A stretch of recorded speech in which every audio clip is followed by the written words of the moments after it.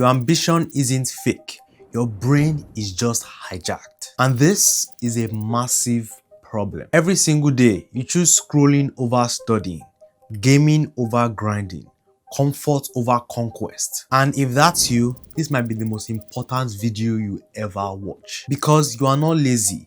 Your brain is literally addicted to failure. I used to live in that exact loop until I discovered what was keeping me stuck. Turns out there are 5 specific mental traps that turn ambition into procrastination. So in this video, I'm breaking down those 5 mental traps and how to escape each one. Let's dive in. Here's what nobody tells you about ambition without action. You are fighting a war on 2 fronts. Your logical brain, the part that plans and thinks ahead. It knows the path to success. It can plan, strategize, and visualize the future. But your emotional brain, the part that actually controls your actions, it's been completely reprogrammed. Every notification, every scroll, every match in your game, every video you watch, they are all dopamine dealers. And your brain, it's hooked. This is what I call the dopamine deficit trap. See, dopamine isn't the pleasure chemical. It's the motivation chemical. It's what makes you want things. And right now, your phone is flooding your brain with more dopamine in 1 hour than your parents got in a week. But here's where it gets dark. Your brain adapts. It becomes numb to dopamine to protect itself. Now you need more stimulation just to feel normal. Real work, long-term goals, they literally cannot compete. Your depleted dopamine system makes focusing on anything without instant feedback feel like torture. You're not lazy, you're in withdrawal. Every time you try to work, your brain is screaming for its fix. So here's the first principle of the ambition activation protocol: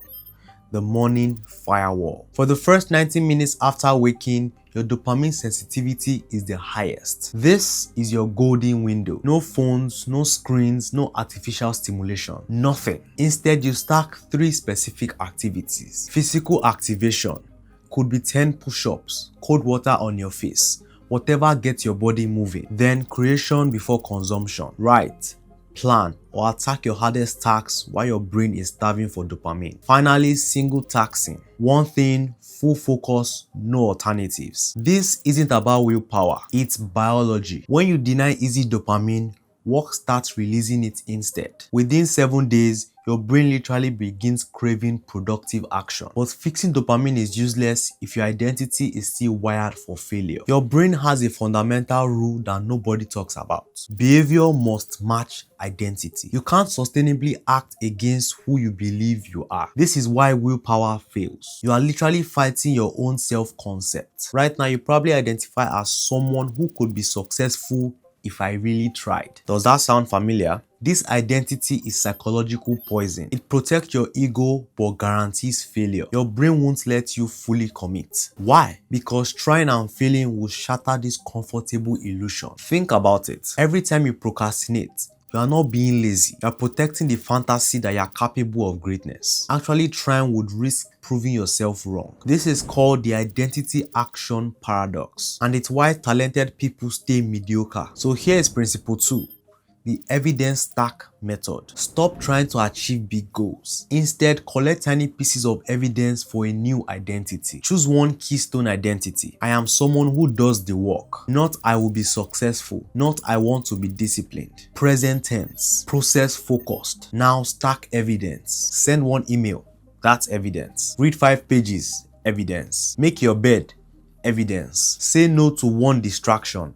Evidence. Your brain counts frequency, not magnitude. 10 tiny actions reshape identity faster than 1 heroic effort. You are not building discipline, you are becoming disciplined. There's a real difference. Track these micro wins visually. Every check mark is literally rewiring your self-concept. Within 30 days, your brain starts protecting this new identity instead of sabotaging it. But even with the right identity, your environment might be designed for failure. Here's the thing. Your brain is an energy conservation machine. In every moment, it calculates effort required and defaults to the easiest option. This isn't weakness. It's how you are built. It's called the path of least resistance. And right now, failure is frictionless. Your phone, within reach. Games, 1 click away. Distractions, they are the default. Meanwhile, success requires decisions, preparation, activation energy. Your environment is literally architected against you. Think about it. Opening Instagram takes 1 tap. Starting work takes 7 decisions. Your brain does the math. You lose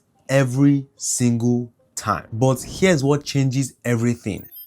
Environmental architecture. Stop relying on daily decisions. Design your world so success is the path of least resistance. Remove the friction from success. Laptop opens to work tabs, not YouTube. Gym clothes laid out before bed. Healthy food pre-prepped and visible. Books placed where you usually scroll. Now add friction to failure. Phone in another room while working. Gaming controllers in the closet, not on your desk. Social media apps deleted. Use browser only if you must. Junk food requires leaving the house to get it. This isn't about restriction, it's strategic design. Every micro friction compounds. When success is 2 seconds easier than failure, your lazy brain chooses success. Not because you are disciplined, because you are lazy. And that's the point. Make good decisions when you're motivated, so you don't need motivation later. But what if starting still feels impossible? That's where the next principle changes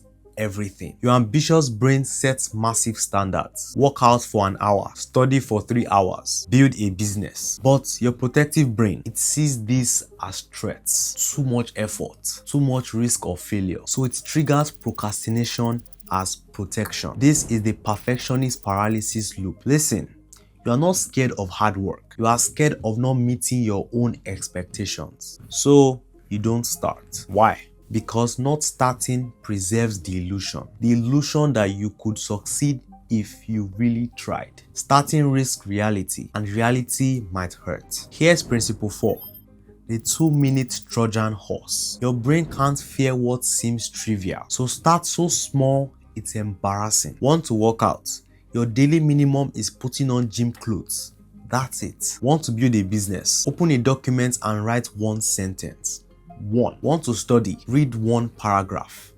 I'm serious. This isn't the goal. It's the Trojan horse. Once you start, momentum hijacks your brain. That 1 paragraph becomes 1 page. Those gym clothes lead to push-ups. But here's the key. Even if you only do the minimum, you win. You are building the brain wiring. You are collecting identity evidence. You are defeating resistance. And resistance is everything. Now scale by 10% weekly. 2 minutes becomes 3. 1 page becomes 2. Your brain doesn't notice gradual change. It can't resist what it doesn't detect. Within 90 days, those 2 minutes compound into 2 hours. But you never felt the increase. And I learned this from Iman Gatse. Slow success builds character. Fast success builds ego. So don't pray for it to come quick. Pray for the wisdom to make it stick. Success isn't about heroic efforts. It's about making starting so easy that not doing it feels harder than doing it. Remove the decision. Remove the resistance. Let momentum do the work. But there's one final reframe that makes all of this sustainable. Society tells young men that trying hard isn't cool. Caring is cringe. Discipline is toxic hustle culture. But simultaneously, you are judged on achievements. Think about that contradiction. Don't try, but succeed. Don't care, but win. Don't grind, but get results. This creates what I call modern masculinity confusion. Your brain literally can't pursue what it's ashamed of. If discipline feels try hard, you will unconsciously sabotage yourself. Why? To maintain social acceptance, to seem effortless, to protect your image. Or here's the truth. Real strength isn't outcomes, it's process. So here's the final principle. Discipline as dominance. Reframe discipline as the ultimate masculine trait, not the results, the process itself. Every time you choose work over comfort, you are displaying dominance over your lesser self. Every cold shower, conquest. Every early morning, warrior training. Every no to distraction, boundary setting. Power, control. You are not a victim of your impulses. You are the general of your own army. This isn't about external validation. It's about inner strength. You are not competing with others. You are establishing dominance over your own weakness. Create a private scoreboard. Track days you dominated, versus days you surrendered. Make discipline your new status symbol, not on social media, in your own mind. When discipline becomes your identity marker of strength, everything changes. Your brain stops resisting it. It starts craving it. You are not forcing yourself to work. You are feeding your need for self-respect. Because real self-love is holding yourself up to a higher standard than anyone else. And that's when discipline becomes automatic. But here's what I didn't tell you. There are 7 specific habits that guarantee you will stay stuck. If you want to know what those are and how to flip them in your favor, check out this video. Remember, the path is yours to walk. And as always, I'm in your corner rooting for you.